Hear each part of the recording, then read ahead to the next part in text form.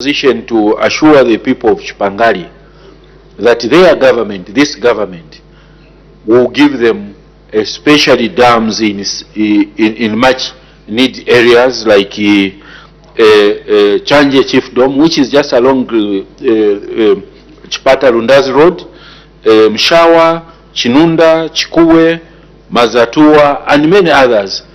Honorable Minister, I submit, Madam Speaker. The Honorable Minister of Water Development and Sanitation. Madam Speaker, yes, I can assure the people of Chipangali that the areas they would like us to construct dams, we will construct those dams. However, Madam Speaker, we will do this in a phased manner. Further, Madam Speaker, and for the benefit of other members of Parliament in their constituencies, if you look at Chipangali first and foremost, Chipangali has 19 existing dams, some of which obviously require maintenance, rehabilitation, or construction. And the distribution of these dams by chiefdoms is as follows. Chinunda Chiefdom, there are 2 dams there. Munukwa Chiefdom, there's 1 dam. Chanje Chiefdom, there are 4 dams. Mshawa Chiefdom, there are 3 dams. And Saidi Chiefdom, there are 9 dams. So there's a total of 19 dams. I think one of the challenges which we are trying to resolve together with the Ministry of Agriculture, Honorable Mutolo, Ministry of Fisheries, and Ministry of Energy, is to see how now we start utilizing the water impounded behind these dams. Because we have a lot of dams. What we lack in some of the places is conveying infrastructure. How do we get this water from the dams to this, other than just building these dams everywhere? So that's one of the things we are doing, and we really think that this is the way to go. Yeah. Madam Speaker, indeed, I want to thank the Member of Parliament for supporting President Hakainde Hichilema's irrigation program.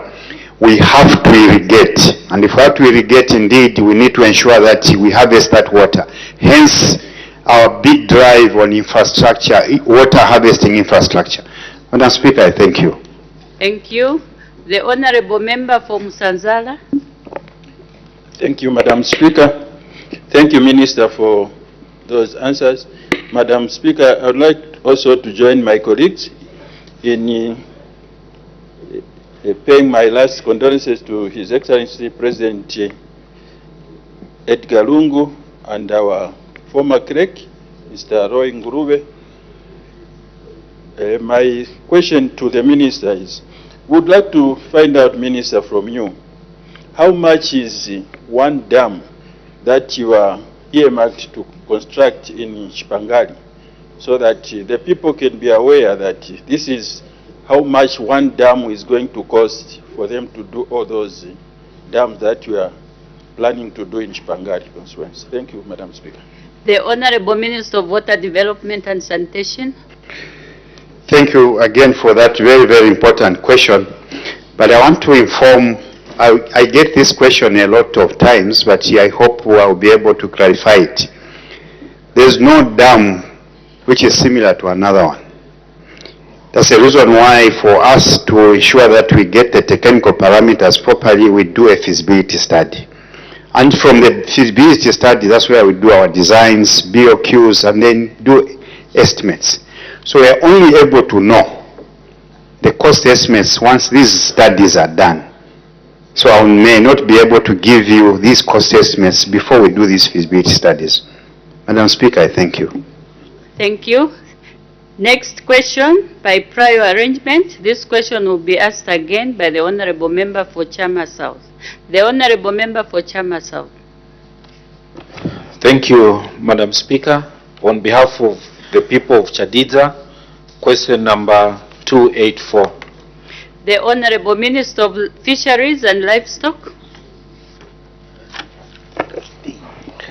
Madam Speaker, the Member of Parliament for Chadiza asks the Minister of Fisheries and Livestock whether the government has any plans to procure motorbikes for veterinary extension officers in all the 20 camps in Chadiza district.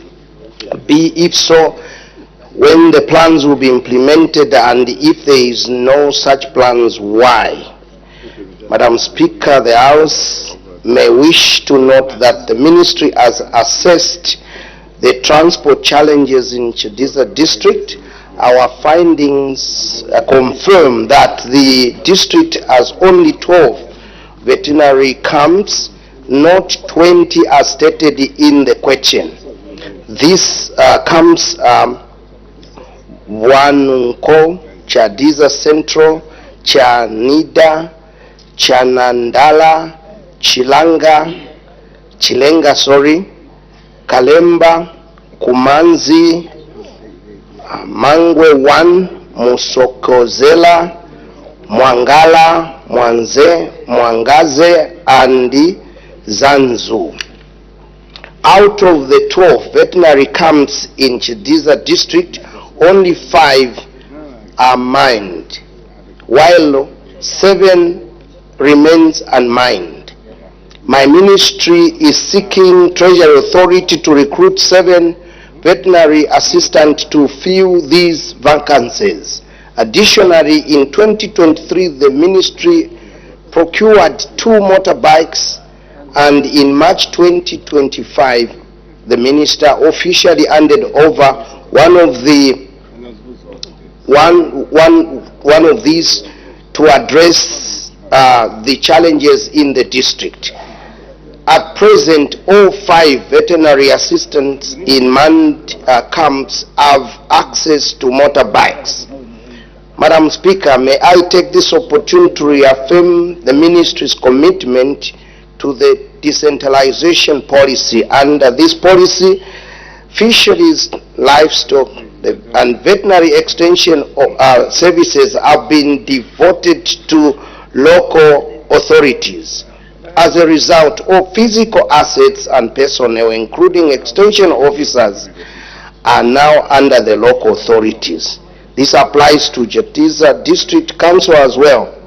Moving forward, the responsibility of transport provision for extension officers or services will rest with the local authority. B, as explained above, the local authority in Chadiza district, in collaboration with the Ministry of Fisheries and Livestock, should be able to procure transport for extension services through funding sources such as Constituency Development Fund. This initiative aims to strengthen fisheries and livestock development in the district.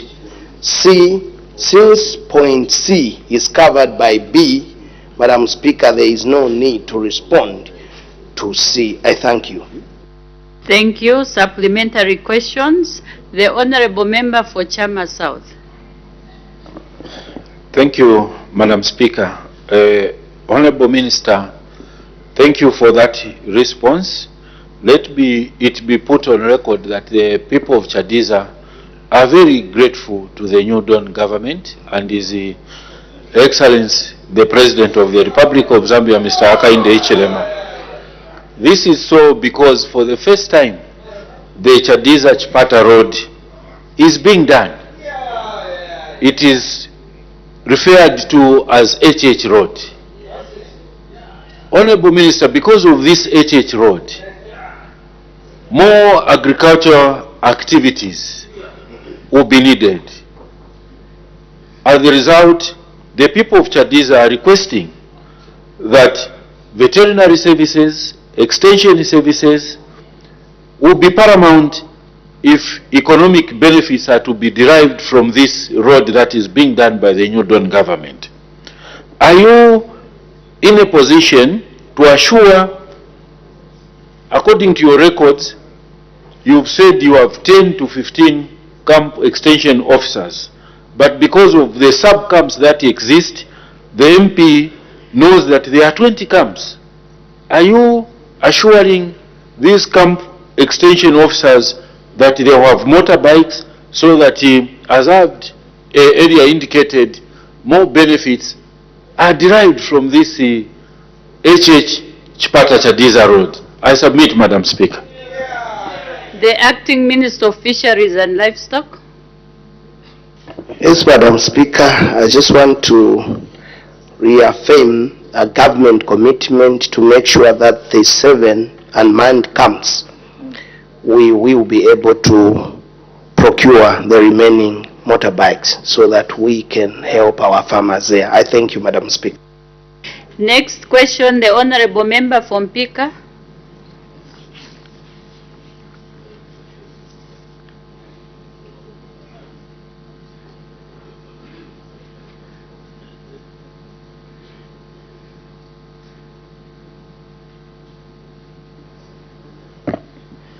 Thank you so much, Madam Speaker, and I apologize for it logging in. Madam Speaker, question number 285. The Honorable Minister of Energy.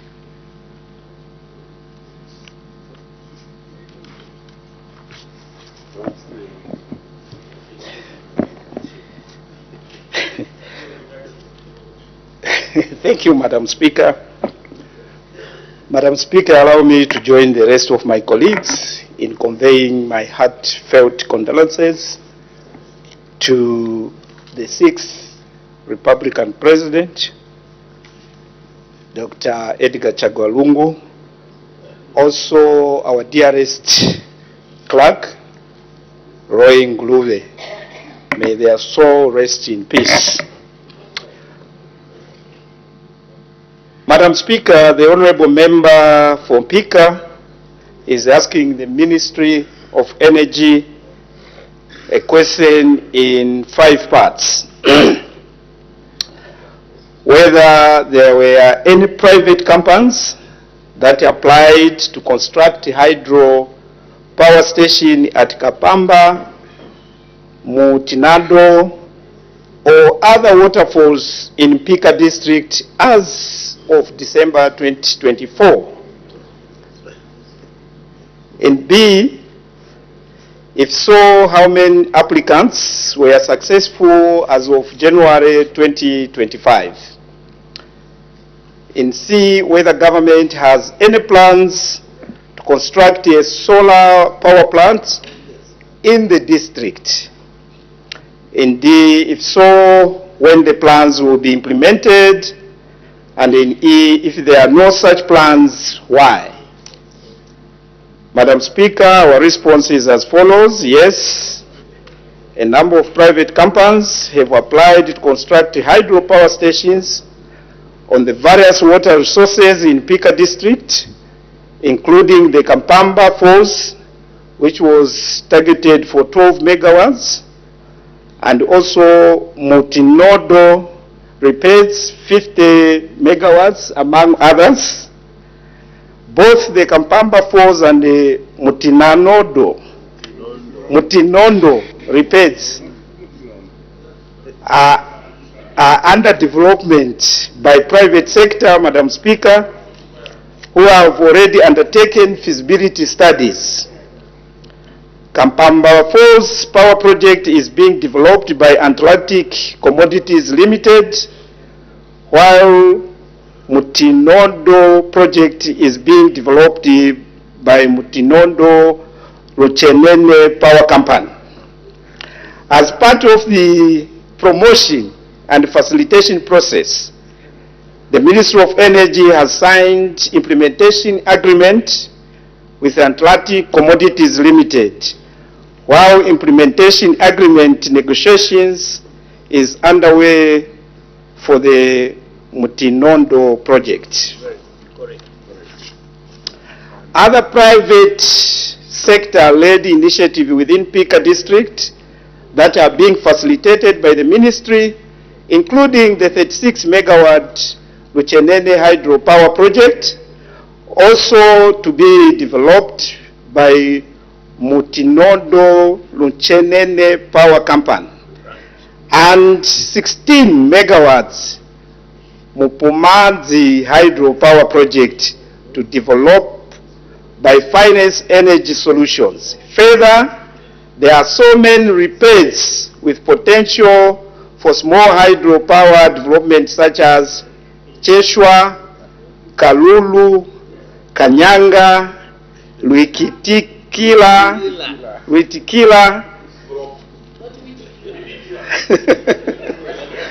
Mufwenze, Munense, Mujimadizi, Chipapaso, and Mupimbeshi. Indeed, Madam Speaker, as of December 2024, 13 private sector companies were successfully applicants. However, only 2 have reached up to implementation agreement stage, namely Atlantic Commodities Limited, Mutinondo Luchenene Power Company. Implementation agreement granted development rights to the developers and provides for the risk-sharing mechanism between developers and government following the completion of feasibility studies. Madam Speaker, in C, government has created the enabling environment of the private sector to participate in development of energy projects, which includes solar.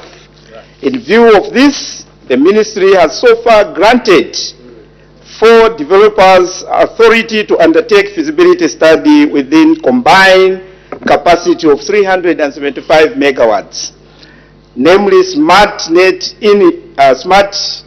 Energy Limited, 50 megawatts, Fineworth Investment Limited, 150 megawatts, Atlantic Commodities, 50 megawatts, Mudizi Umozi Development Limited, 125 megawatts.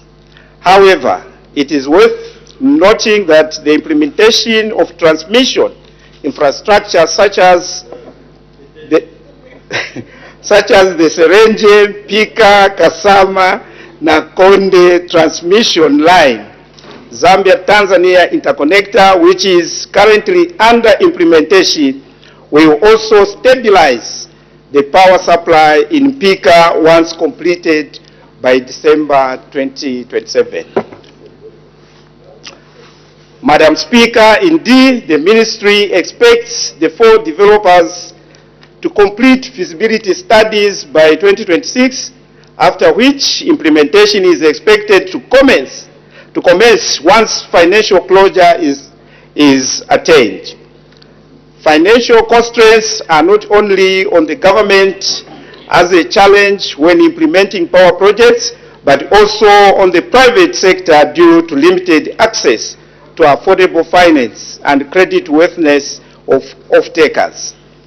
Further, Madam Speaker, lenders demand for provision of sovereign guarantees from the host country, which government may not be able to provide. In E, Madam Speaker, as stated above, government has plans to implement solar projects in Pika district through private-driven programs. I thank you, Madam Speaker. Thank you. Supplementary questions? The Honorable Member from Pika. Thank you so much, Madam Speaker, and thank you, Honorable Minister of Energy, for the response. It's a very clear response, Madam Speaker, and I can only appeal to the Minister to expedite the processes, the necessary processes, so that those earmarked projects, Madam Speaker, can come to fruition and create jobs for the many unemployed youths in the district. Madam Speaker, I will always knock at the Minister's door to ensure that this is done. I thank you so much, Madam Speaker. Thank you so much. I believe that was a comment, a positive comment. Next question, the Honorable Member for Kalabo Central.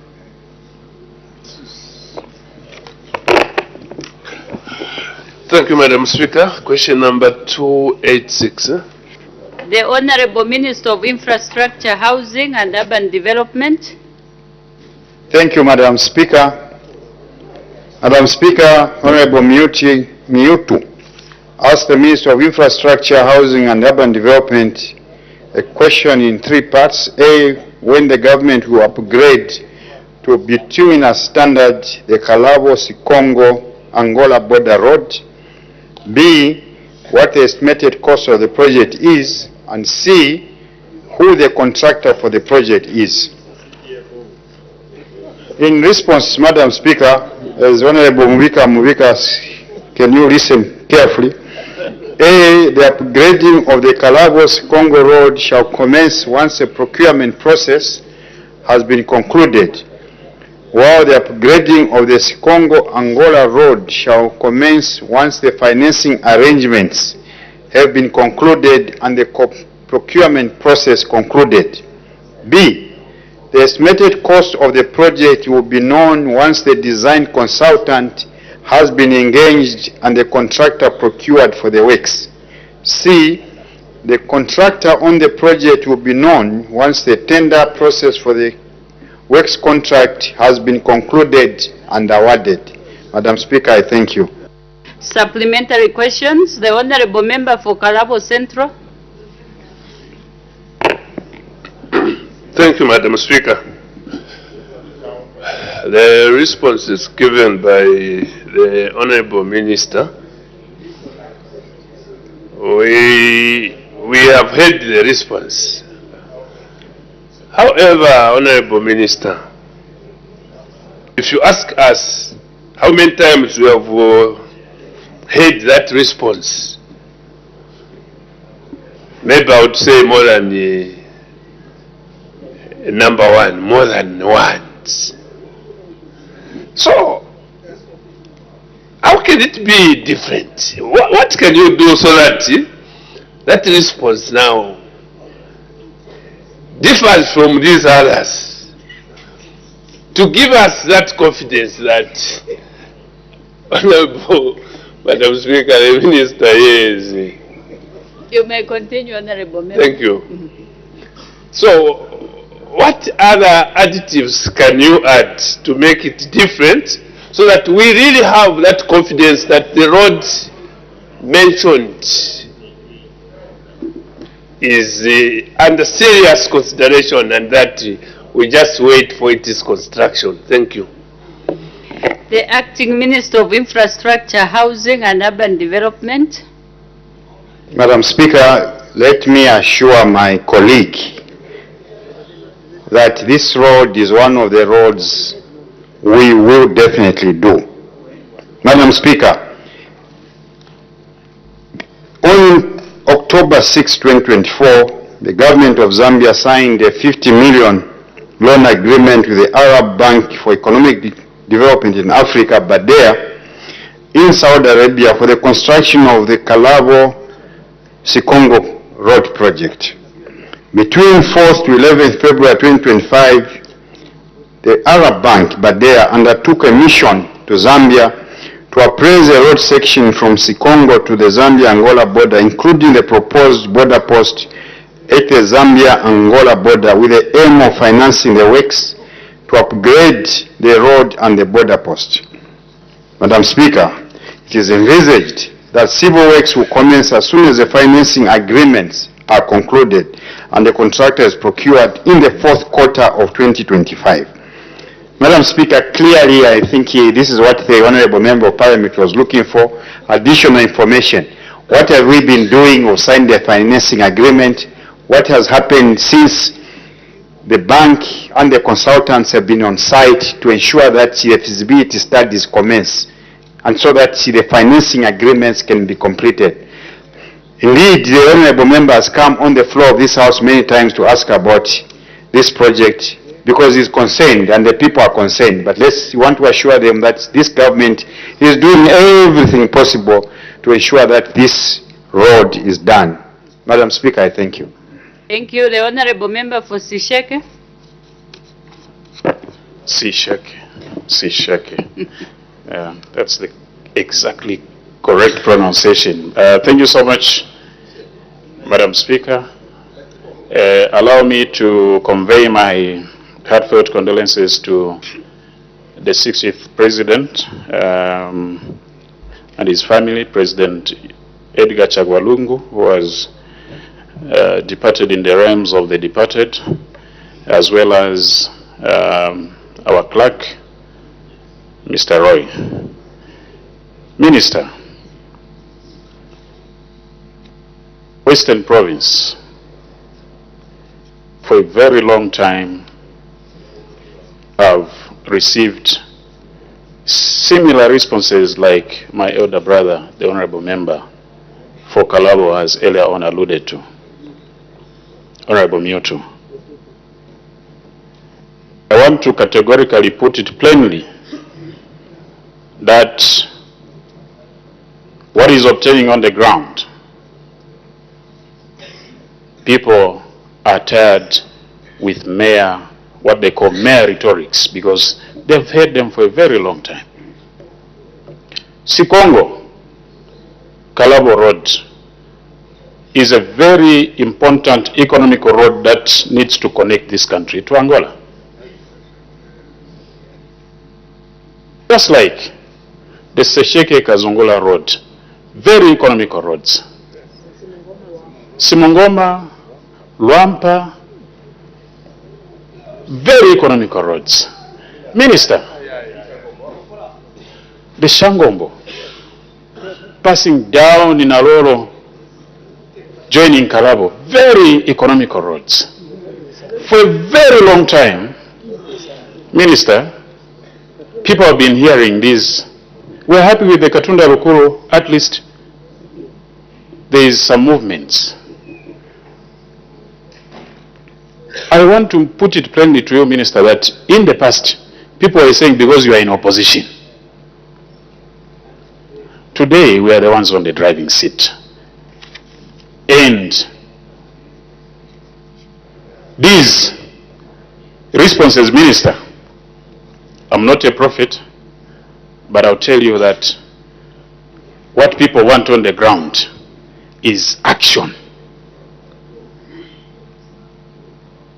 Could you please add a bit of steak to the skeleton that you provided, because people do not want to see the skeleton. I thank you, Madam Speaker.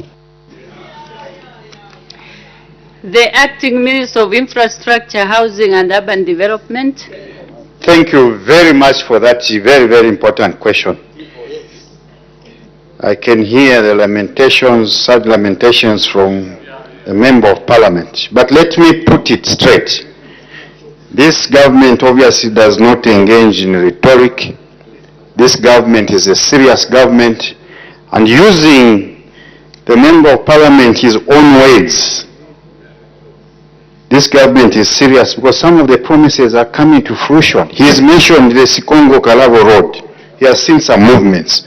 So it means that this government is doing something about it. The skeleton answer I gave was supplemented by a lot of meat, in that I say the Arab Bank is finalizing the financing agreements so that these works can start. The people of Western Province will not be left behind.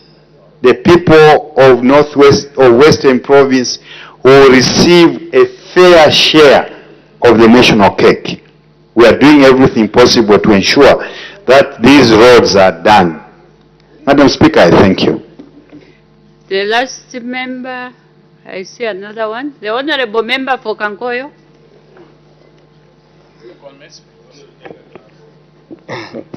Thank you very much, Madam Speaker. Madam Speaker, allow me to also join many other Zambians who are mourning to wish our heartfelt condolences to the former departed Republic President, President Edgar Chagwa.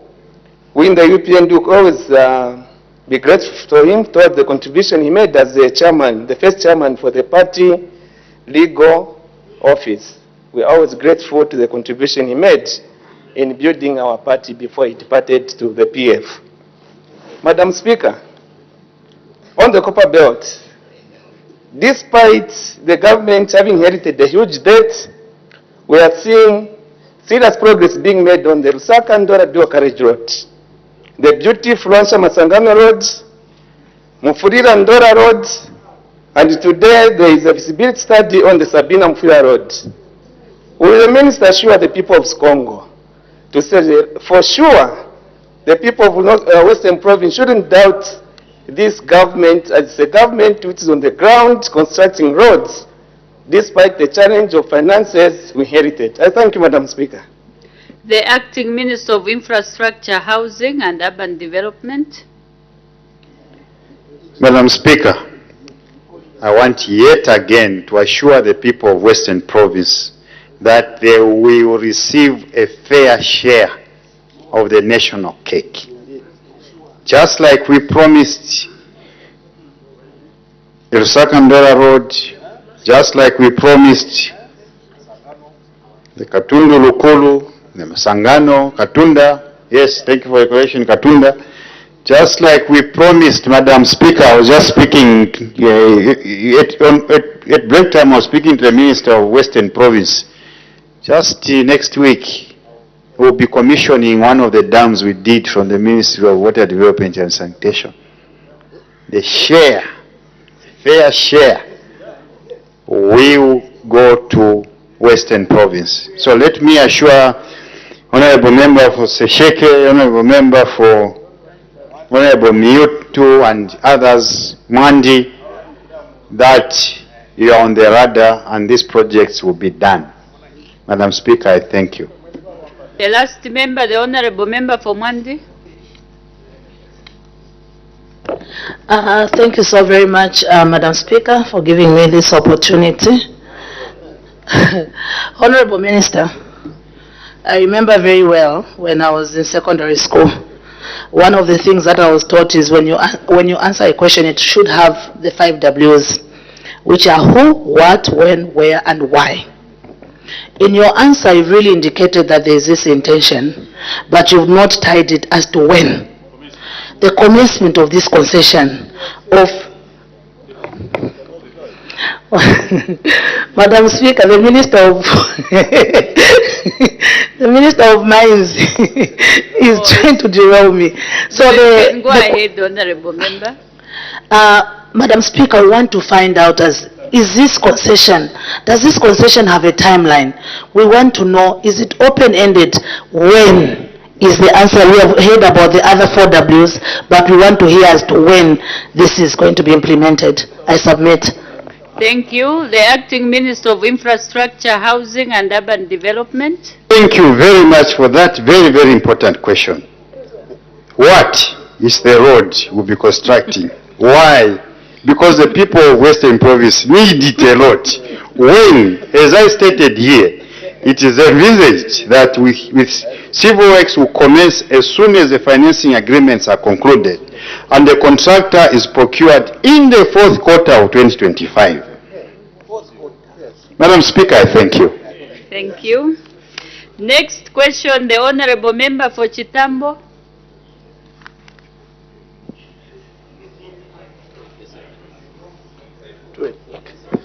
Thank you very much, Madam Speaker.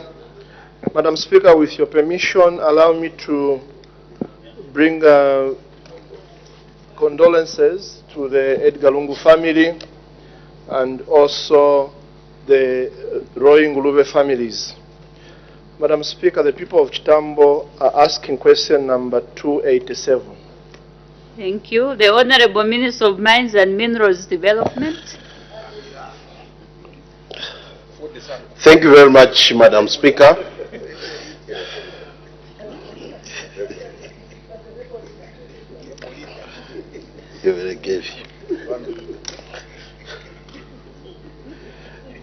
Madam Speaker, I need your protection.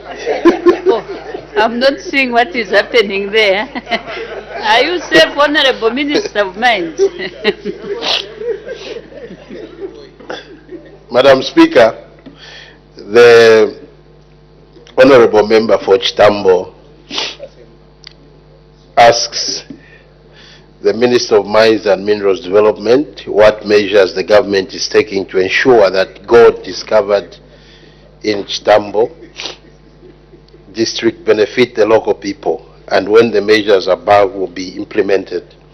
Before I answer, Madam Speaker, may I join my colleagues in extending condolences to the family of the 60th Republican President, Mr. Edgar Chagwa, and of course our own clerk of the National Assembly, Mr. Roy Ngulube. My condolences to the family. Madam Speaker, in response to the question of Mr. Mutale, government response is as follows. Government has put in place measures that the gold discovered in Chitambo districts benefits the local people through the following. Number one, formalization of artisanal and small-scale operations to promote participation of local people in the exploitation of gold and other minerals in Chitambo district. Government through the ministry is undertaking formalization program aimed at formation of cooperatives and awarding of artisanal mining licenses. Number two, the ministry is providing technical services to the artisanal small-scale miners to provide support to the ASM in various aspects of their operations, including but not limited to sensitization on the provisions of the law, basic mining methods, occupational health and safety, as well as environmentally sustainable mining practices and basic business and financial management skills. Number three, conducive policy, legislative and institutional framework. The ministry is working in a multi-sectoral approach by undertaking various efforts aimed at providing an enabling policy, legislative and institutional environment to support the growth of the ASM sector in Zambia. For instance, under the policy framework, government has put in place an enabling tax regime for the artisanals, while in terms of legislation, among others, artisanal mining license has exclusively been left for the local people. In terms of institutional framework, government has established a department under the Ministry of Mines dedicated to deal with artisanal miners. Madam Speaker, you may wish to note that the implementation of these measures is ongoing. I submit. Thank you, Madam Speaker. Thank you. Supplementary questions. The Honorable Member for Chitambo. Thank you very much, Madam Speaker. Minister, your answers are very satisfying, but only one concern. The ministry is here in Lusaka, and I'm aware that we've got some department in Kabwe. Madam Speaker, Chitambo, Kabwe is very far, and our people in Chitambo cannot afford to get to Kabwe or Lusaka to get artisanal licenses. Is the minister in a position to tell the people of Chitambo whether he could, at least for a month or 3, send his officers on the ground so that those that are interested in acquiring these artisanal licenses, because cooperatives are already there, can be able to acquire the artisanal licenses within the doorsteps? I thank you, Madam Speaker. The Honorable Minister of Mines and Minerals Development. Thank you very much, Honorable Member. That is very, very important. You realize, Madam Speaker and Honorable Member, that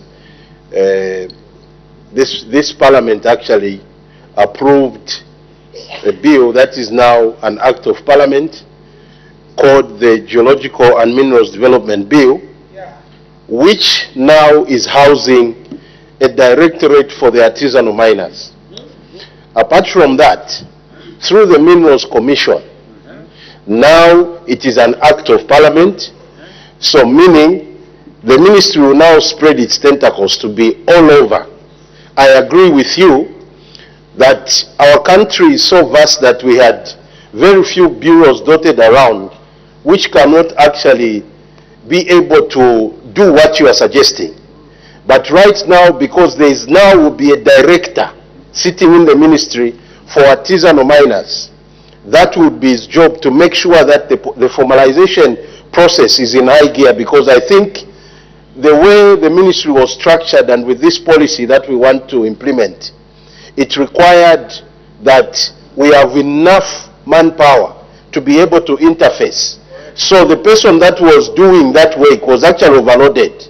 Because when you look at the artisanals countrywide, there are so many, and they need a dedicated directorate with his staff looking at all the issues of artisanal miners. By the way, Madam Speaker, in last year's production, artisanal miners contributed about 45,000 tons of copper in the, that 16% increase that we announced last year.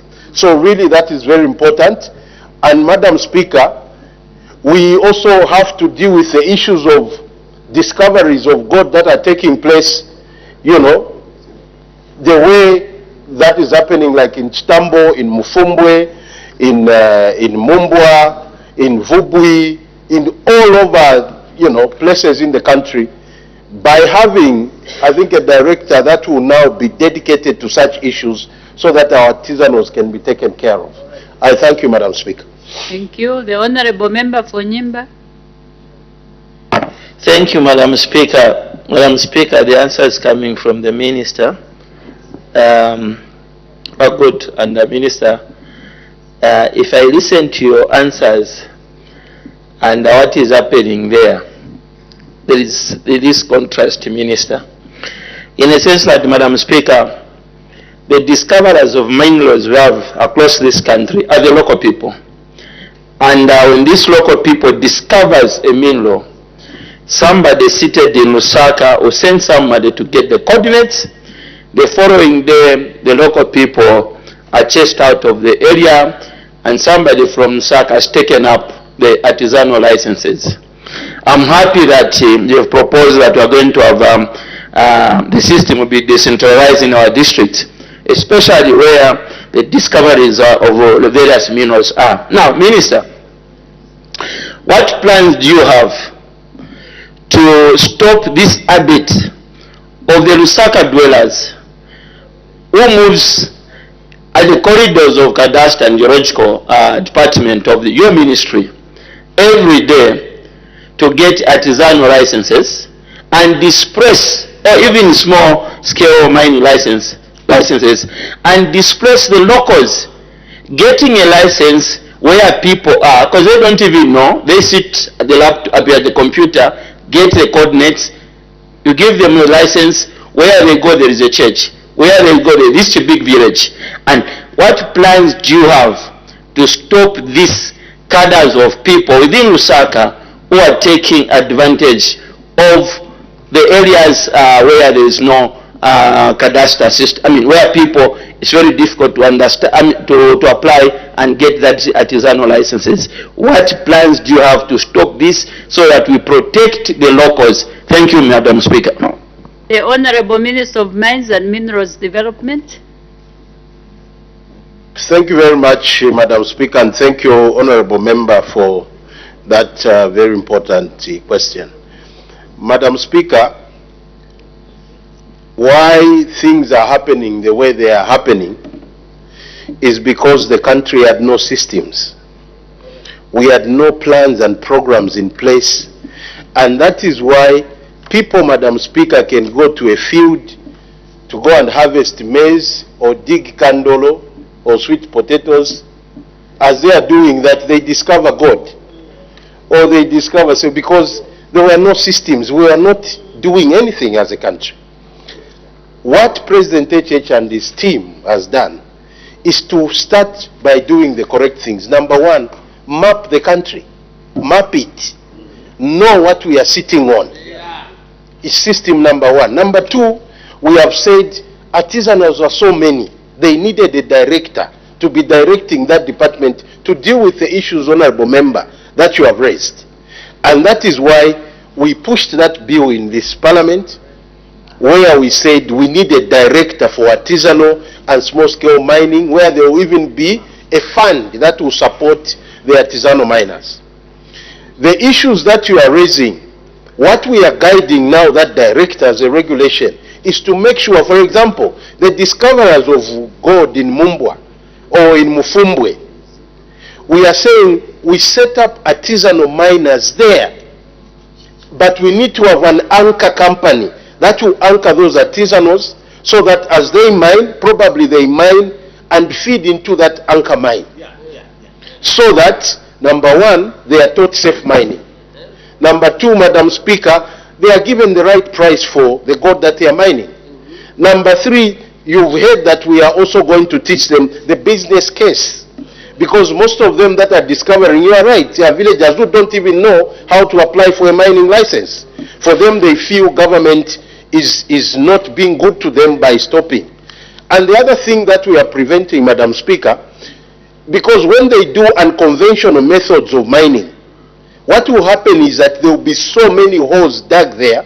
Now when you want to do a proper mine, it's going to be a very expensive undertaking because you have to level those things. Your exploration will be a nightmare. And that's why we have to prevent that. But we want to tell our people, for us, Madam Speaker, this is a good problem to have. Except government is also moving in already in terms of our mapping. We are talking about one zone already done and reports will soon be coming. And we'll be moving zone by zone. By the end of this year, the mapping will have been done. Then we will know, as we discuss these licensing things, we'll be doing it in such a way that we have an understanding that in Nyimba, this part and that part has got gold, this one has got copper, this one has got lithium, and then we'll do proper licensing. But being mindful of the fact that we need to take care of our artisanal miners. The point that you've raised, Honorable Member, it's a point that needs to be cured by that directorate that this Parliament approved that we set up. I thank you, Madam Speaker. I'll get the last two, the Honorable Member for Ron and the Honorable Member for Chipiri. The Honorable Member for Ron. Thank you very much, Madam Speaker. Madam Speaker, allow me equally to convey my sincere condolences to our late Republican President, Dr. Edgar Chagwa, and so is the Clerk of our National Assembly, Mr. Roy Ngulube. Honorable Minister, you have itemized quite a number of issues concerning the discovery of these precious minerals in our country. You have also itemized the number of issues that you intend to help the small scale and artisanal miners to ensure that they maximize their profits from these minerals.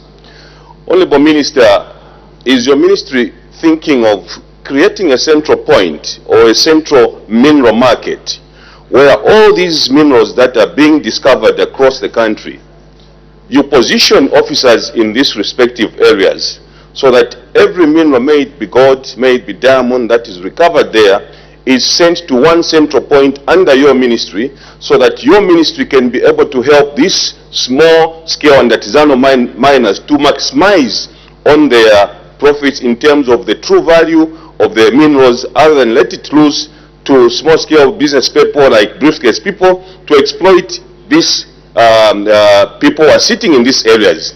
Are you thinking of creating a central point where all these minerals can be brought, probably even adding value to these minerals? I thank you, Madam Speaker. The Honorable Minister of Mines and Minerals Development. Thank you very much, Honorable Member for Ron, and Madam Speaker, thank you. We are already in high gear in that sense because, Madam Speaker, as we are talking, there is construction of what we are calling gold marketing centers that is taking place in Mumbwa area, and I think it's, let me just say, Central Province. We want to spread that across. It's quite an expensive undertaking, but we are determined. We have procured so far 2 marketing centers, and we have appointed Zambia Gold as the aggregator. That is what you're talking about, is basically aggregating the gold. Of course, people or other minerals, people are spread right across the country, so we may not have one central point, but we're going to have gold marketing centers in different localities where gold is being mined by these artisanals, so that immediately they mine, they straight away take to this aggregator who buys from them at the right price so that they get value for their gold. So that process is already in high gear. Gold marketing centers are being set up and an aggregator has already been appointed. I thank you, Madam Speaker. The Honorable Member for Chipiri. Thank you, Madam Speaker. Honorable Minister, most of the areas where this gold is being discovered, you would find out that there are already exploration licenses. And these cooperatives who have those who want to apply the license, they are told that you need to get a consent from the owner of that exploration license, but these people are refusing to issue a consent. What message do you have to our people in the villages who have cooperatives? Thank you. The Honorable Minister of Mines and Minerals Development. Thank you very much, Honorable Member, and thank you, Madam Speaker. I think that the government has made it very clear that artisanal mining has come to stay and we need to support it.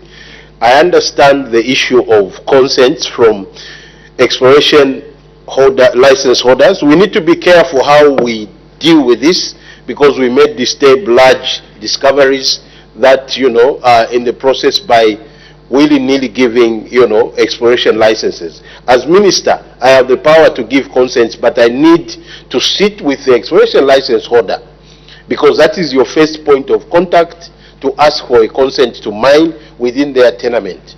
And they must give reasons as to why they cannot give a consent. I think it will be in the best interest of any license holder today to work well with the communities where they are found, to see how they can consortium with the communities, be with them. In fact, our encouragement now is to model the way it is done in farming, where you have people like, extension services, I don't know what this man calls them, Honorable Mtolo, where you farm on behalf of someone and then you supply the outgrower schemes. Correct, that is the word.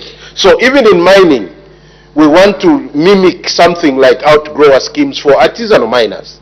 So those people who have big, large-scale licenses, it will be in their best interest to work with the community, create something similar to outgrower schemes, where they mine on their behalf and then supply within the tenement.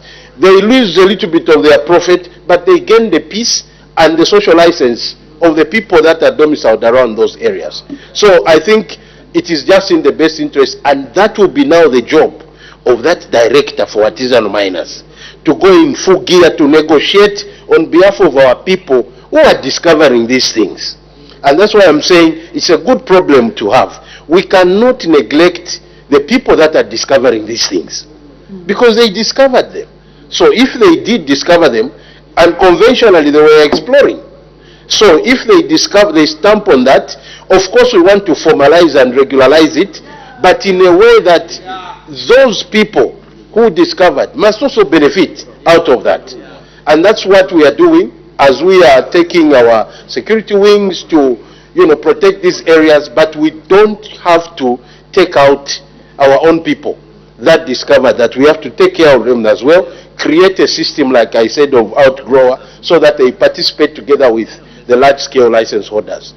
It is not an easy matter, but this government is determined that this is done so that, we see our people benefiting out of these resources they are endowed with. I thank you, Madam Speaker. Thank you. Next question. By prior arrangement, again, the Honorable Member for Chama South will ask the question. The Honorable Member for Chama South.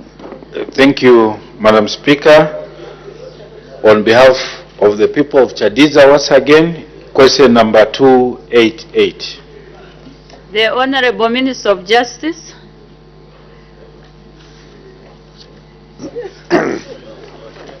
Madam Speaker, the Honorable Member of Parliament for Chadiza, Honorable J. Daka, asked the following questions.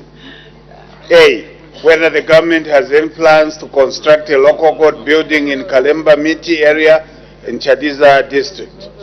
B, if so, when the plans will be implemented. C, what the estimated cost of the project is. D, whether there are any plans to rehabilitate the Zingalume local court, which is in a dilapidated state. E, if so, when the plans will be implemented. And F, if there are no such plans, why? Madam Speaker, I wish to inform the House that A, the government of the Republic of Zambia is fully committed to ensuring that there is adequate court infrastructure in the Republic. In that regard, the judiciary has plans to construct a local court building in Kalemba Miti area of Chadiza.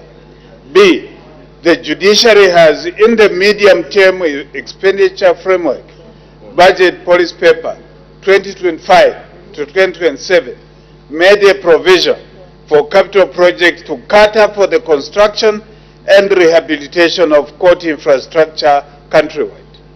The plan to construct a local court building in Kalemba Miti area in Chadiza district is part of the infrastructure development plan for the period 2025 to 2027 under the said medium-term expenditure framework budget policy paper. C, the estimated project cost is 3,500,000 and includes amenities such as an ablution block and litigants shelter. D, the judiciary have plans to rehabilitate Zingalumbe local court. E, the rehabilitation of Zingalume local court has been included in the judiciary's infrastructure development plan for the period 2025 to 2027, subject to availability of funds from the Treasury. Madam Speaker, I thank you. Supplementary questions? The Honorable Member for Chama South. Thank you, Madam Speaker, and thank you, Acting Minister Justice, for that response. Madam Speaker, the people of Chadiza cover long distances just to seek judicial services such as local court services. And hearing the Honorable Minister that the government has plans in the 2025 to 2027 medium-term budget to cover for this is very exciting for the people of Chadiza. I would like to maybe seek further clarification from the Minister. Are you assuring the people of Chadiza that during that period that you've just mentioned, this particular local court building at Kalemba Miti will be rehabilitated so that they get that assurance from you, Honorable Minister? I submit, Madam Speaker. The Acting Minister of Justice. Thank you, Honorable Member of Parliament, for Chama South asking on behalf of the Chadiza MP. I would like to assure the good people of Chadiza district that the caring government of His Excellency President Hakainde Hichilema will ensure that their cries are attended to. They have cried for a long time, from the time of independence to date. In Kalemba Miti, no court has ever been built. But because the President has heard the cries of the people, he will ensure that a court infrastructure is put in place. Please assure our good people that we will do the needful. Her Honor, the Vice President, adjournment.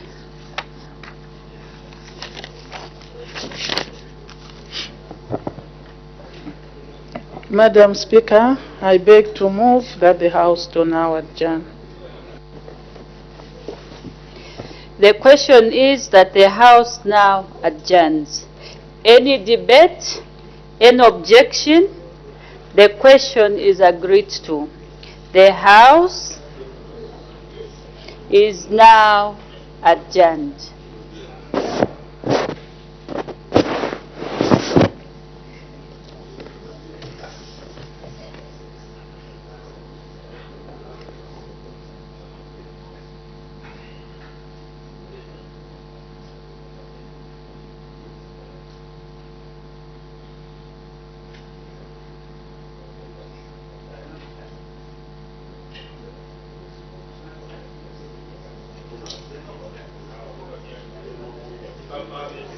Before we end our live transmission for today, we have a look at business that has been discussed on the floor of the House.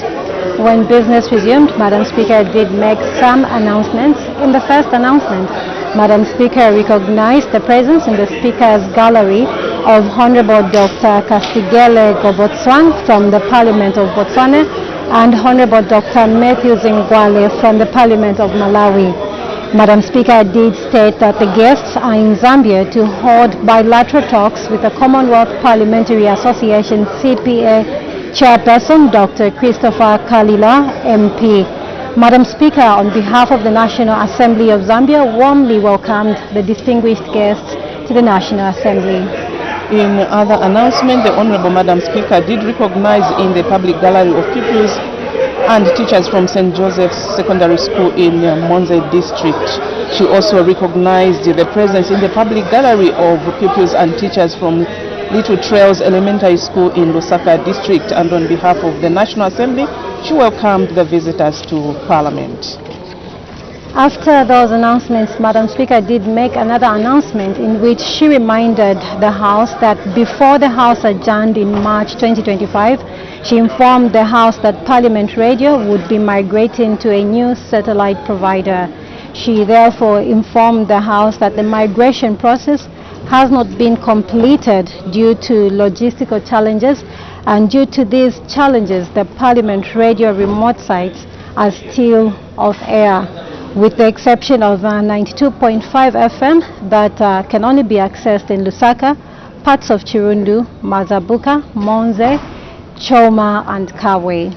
And in this regard, she urged members of the public and encouraged them to access Parliament Radio via the National Assembly of Zambia website www.parliament.gov.zm, the My e-Parliament app and other free online platforms such as onlineradiobox.com and Radio Garden. And in addition, members of the public can also follow the proceedings of Parliament television on DSTV Channel 272, GoTV Channel 228, Topstar Channel 5, and the National Assembly of Zambia official page. She said that the National Assembly the radio remote sites will be back on air as soon as the migration process to this new satellite is completed. The inconvenience the process has caused to the Parliament radio listeners, especially in the remote sites, is deeply regretted. Yes, Pauline, and thereafter there was a communication from Madam Speaker. Yes, Madam Speaker did actually call for a minute of silence to observe, to observe the passing of the 6th Republican President, Mr. Edgar Chagwa, who passed on in South Africa on 5th June 2025. She also announced to the House to observe a minute of silence in honor of the former clerk of the National Assembly, the late Mr. Roy Nguluve, who passed on 7th April 2025 in Uzbekistan. And the House did observe a moment of silence in honor of the two gallant men who saved the country of Zambia. And after that, there was an announcement by leader of government business in which she did indicate to the House business of the House for the period 10th to 20th June 2025, and she did announce that business of the House indicated that there may be some announcements as well as rulings, if any, and ministerial statements, as well as reports on conferences, if there will be any, and others will include bills, committee reports, and also questions for oral answer. So that was indication of business of the House for the period 10 to 20 June 2025. Yes, and after that, the Honorable Minister of Agriculture, Honorable Ruben Mutolo Piri, did render a ministerial statement in which he briefed the House on the country's estimated crop production for the 2024-2025 agricultural season, as well as the country's national food balance for the marketing season. The crop production estimated to be generated by ministry in collaboration with the Central Statistics Agency are based on a universally applied scientific survey method that is used every year. And the minister did remind the House that the 2023-2024 agriculture season severely impacted by a prolonged dry spell, resulting in a significant reduction in maize production from 3.3 million metric tons in 2022-2023 agriculture season to 1,511,143 metric tons in the 2024-2025 season. He said that this shortfall threatened the national food security, prompting the government to import 195,000 metric tons of maize from Tanzania. And the minister also went to state that the maize grain production in Zambia is projected to increase to over 3 million metric tons from 1 million metric tons recorded in the last season, representing 141.91% increase. He further stated that the national average yield for maize is expected to increase to 1.68 metric tons per hectare compared to the previous season, which recorded 0.68 metric tons per hectare, representing an increase of 146.02%.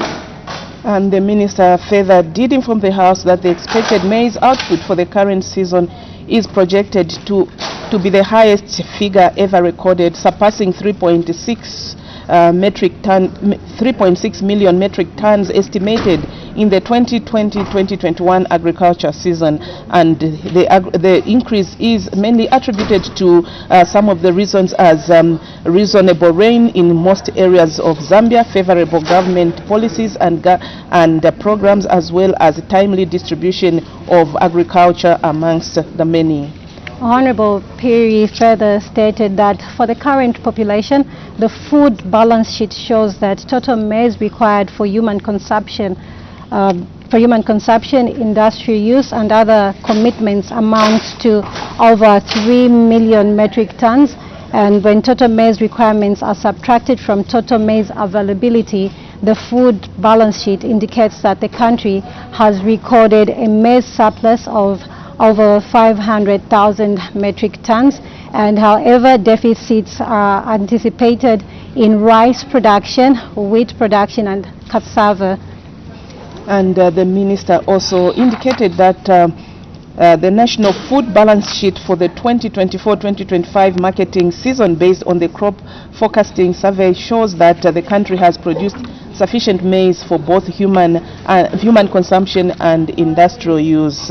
And he also concluded by commending the hard-working farmers, outgrowers and agro-dealers and many others in the agriculture sector for the hard work and effort that they have put in this season. He encouraged them to continue diversifying their crop production and to take agriculture as a serious business. So that was that ministerial statement that was rendered by the Minister of Agriculture on the 2024-2025 marketing season.